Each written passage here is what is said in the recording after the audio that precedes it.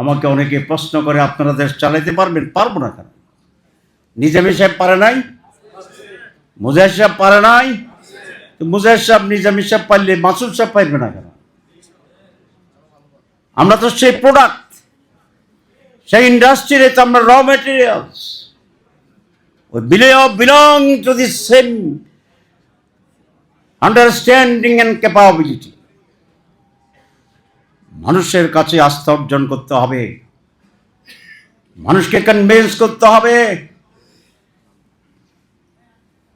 সম্মানিত ভাইরা, গত কয়েকদিন ধরে বাংলাদেশের রাজনীতিতে হঠাৎ করে কিছু উত্তাপ দেখা যাচ্ছিল।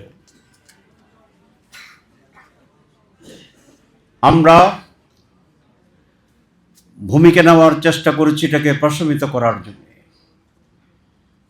আমরা বিভিন্ন দলের সাথে কথা বলেছি, গুরুত্বপূর্ণ স্টেক হোল্ডারদের সাথে আমরা মিটিং করেছি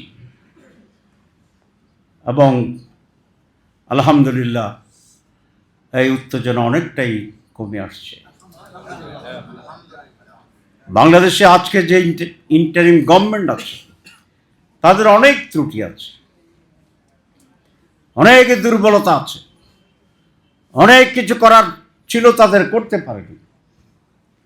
আমরা তার সমালোচনা করছি, দৃষ্টি আকর্ষণ করছি, কারেকশনের চেষ্টা করছি। তবে এই কথা নিঃসন্দেহে একমত হতে হবে, এই জাতিকে অধ্যাপক ইউনূসের নেতৃত্বেই যে ইন্টারিম গভর্নমেন্ট আছে সেই গভর্নমেন্টকে টিকে রাখতে হবে, টিকে থাকা অপরিহার্য প্রয়োজন। ডক্টর ইউনূসের অধীনে একটি সুষ্ঠু সঠিক নির্বাচন হোক, এটাই আমাদের প্রত্যাশা এবং দাবি।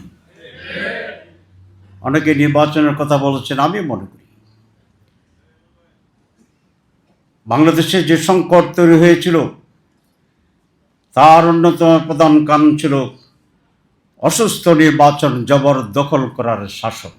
এই দাবি করে এবং সকল ষড়যন্ত্রের বিরুদ্ধে সকল মানুষকে ঐক্যবদ্ধ থেকে প্রয়োজনে মোকাবেলা করার সেই হিম্মত, শক্তি এবং সিদ্ধান্ত নিয়ে আমাদেরকে এগিয়ে যেতে হবে।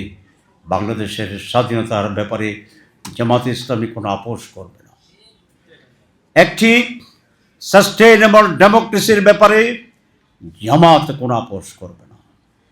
একটি সুষ্ঠু নির্বাচনের ব্যাপারে জামাত কোনো আপোষ করবে না। এবং বাংলাদেশকে একটি দুর্নীতিমুক্ত বাংলাদেশ করার ক্ষেত্রে জামাত আপোষহীন ভূমিকা পালন করবে। এই চারটি বেসিক পয়েন্টের উপরে দ্বিমত পোষণ করার কোনো দেশপ্রেমিক শক্তি বা ব্যক্তির কোনো সুযোগ নেই। আসুন আমরা এই মৌলিক ইস্যুগুলোকে সামনে রেখে একটি ঐক্যবদ্ধ জাতি গঠন করি এবং সেই ঐক্যবদ্ধ জাতি যেমনি ষড়যন্ত্র মোকাবেলা করবে তেমনি সমৃদ্ধ নতুন বাংলাদেশ গড়ার ক্ষেত্রে ভূমিকা পালন করবে। সবাইকে ধন্যবাদ।